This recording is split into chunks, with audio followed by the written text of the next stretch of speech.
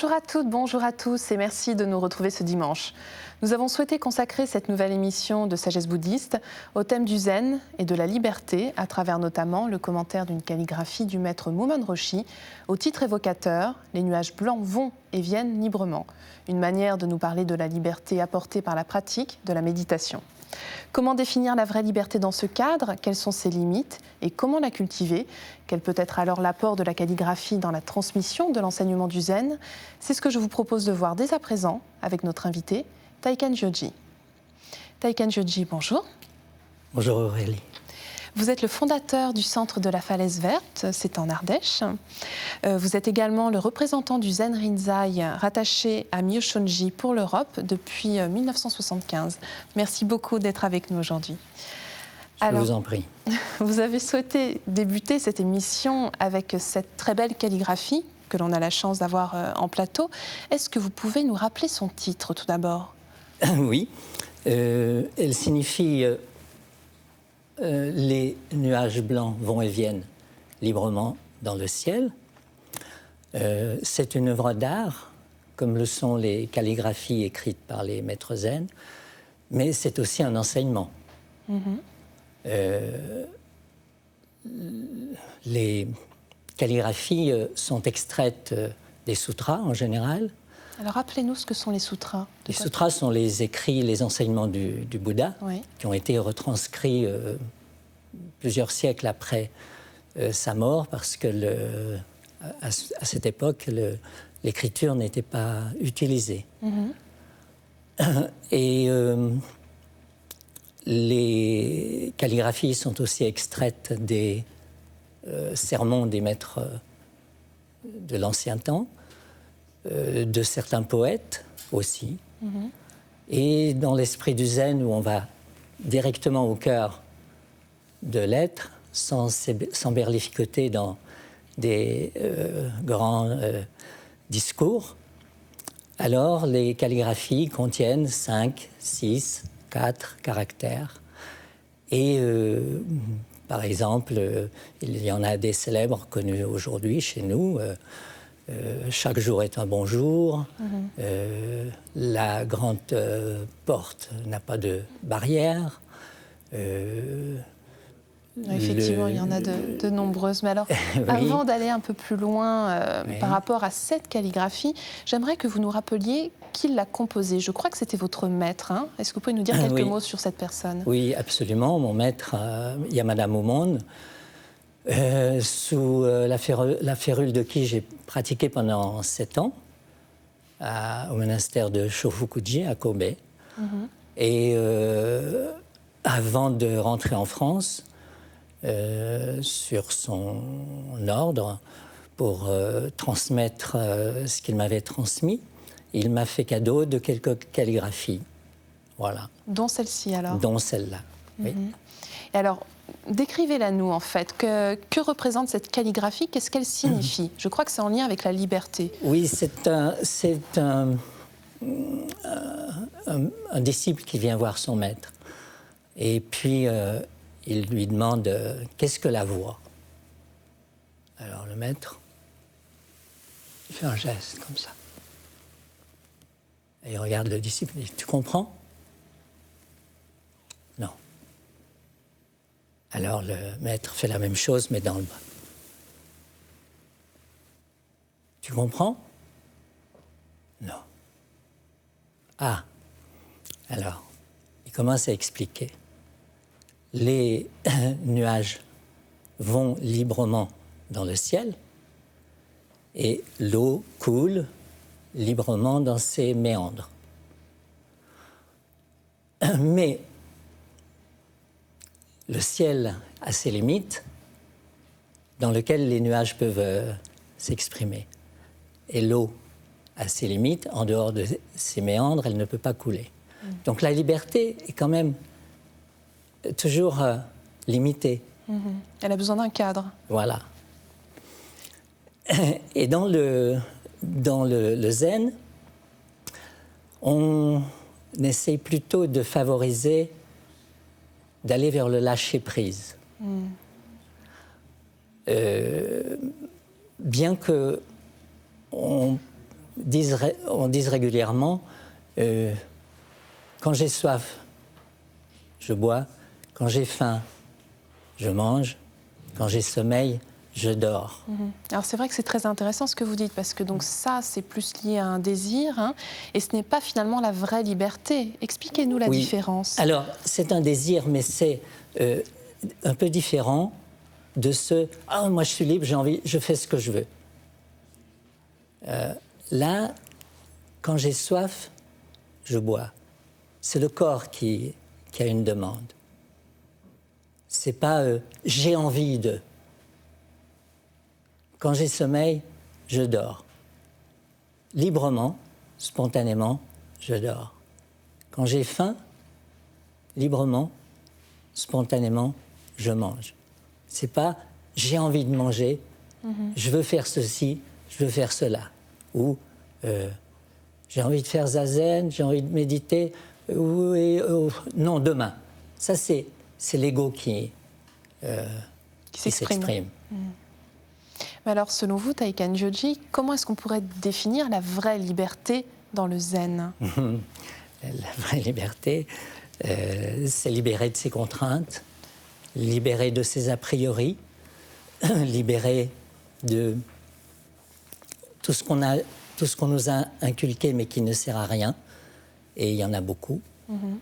Et voilà, c'est dans cet esprit qu'on peut dire que la libération, libération, c'est assez proche, hein, mais ça implique une démarche, ça implique un travail, ça implique de s'engager dans une pratique qui mène à la libération. La méditation bouddhiste, la méditation zen, est un outil pour travailler sur soi. Plus particulièrement, ce travail, c'est sur la respiration. On peut rester sans manger plusieurs jours, on ne peut pas rester sans respirer plus d'une minute ou deux. Et ça, on ne sait pas le faire. Le zazen, la méditation zen, c'est apprendre à respirer. Et apprendre à respirer, c'est apprendre à vivre. L'air rentre dans les poumons, c'est ce qui nous donne la vie. La première chose qu'on fait en venant au monde, c'est d'inspirer. Et la dernière chose qu'on fait, c'est d'expirer. On meurt sur une expiration. Et entre cette première inspiration et cette dernière expiration, toute sa vie, on aura été d'inspirer, expirer, inspirer, expirer. Mais sans conscience. Alors que, lorsqu'on plombe son corps dans la position du lotus, où le corps est parfaitement immobile, à partir de là, on peut se consacrer uniquement à la pratique du va-et-vient du souffle. Et alors, effectivement, cette liberté, vous l'expliquez aussi par une très belle métaphore qui est celle du tir à l'arc, je crois. Est-ce que vous pouvez nous raconter cette histoire?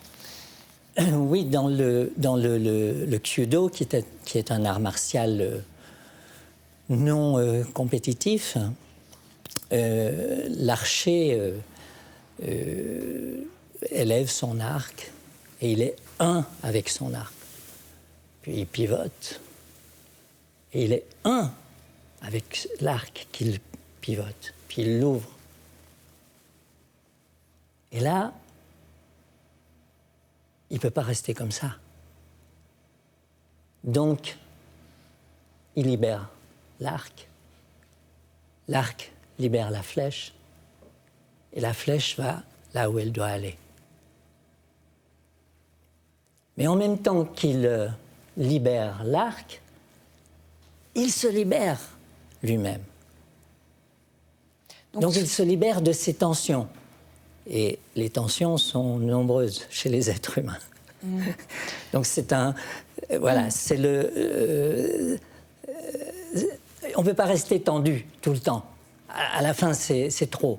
Donc ce que vous nous dites, c'est qu'il faut lâcher prise, tout simplement. Et voilà, ça revient au lâcher prise. On lâche prise. Et quand on libère l'arc, on se libère. Ça, c'est important. Et la méditation zen est un outil puissant pour arriver à ce lâcher-prise.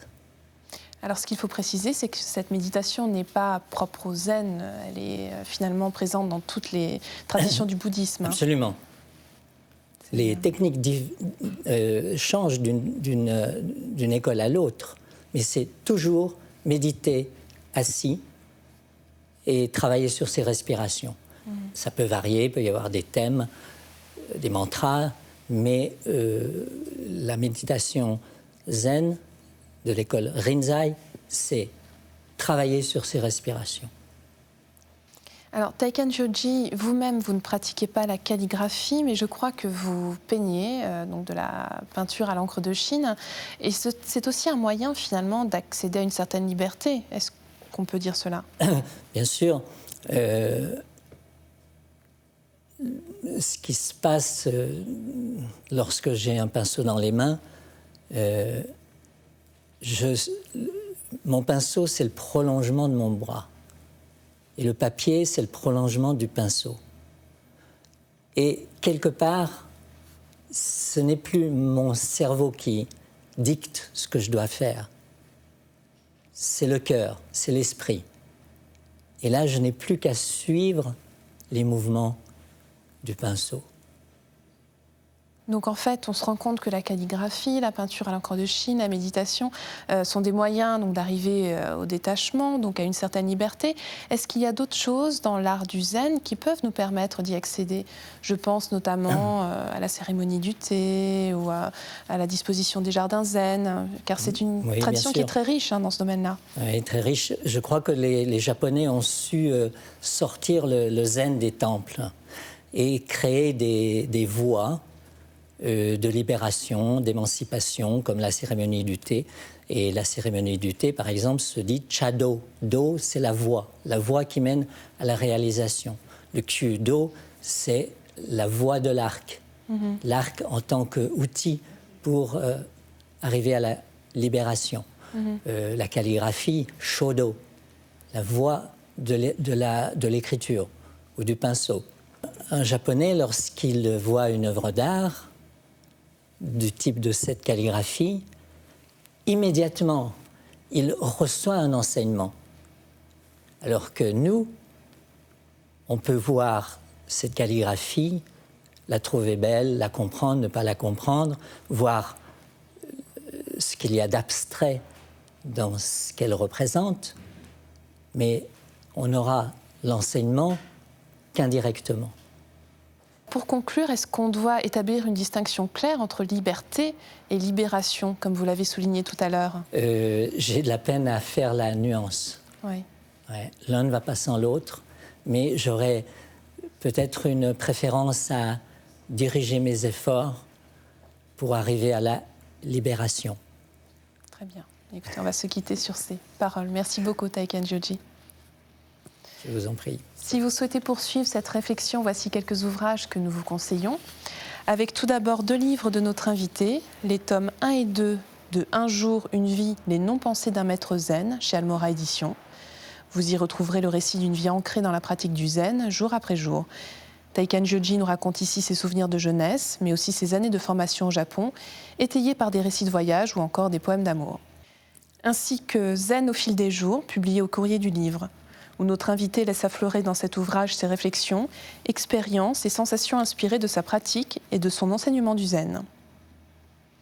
C'est la fin de notre émission. Vous pouvez la revoir pendant toute une semaine sur le site internet de France 2 en consultant plus.fr-France 2. Merci à tous de votre fidélité. Je vous souhaite une très, très belle semaine.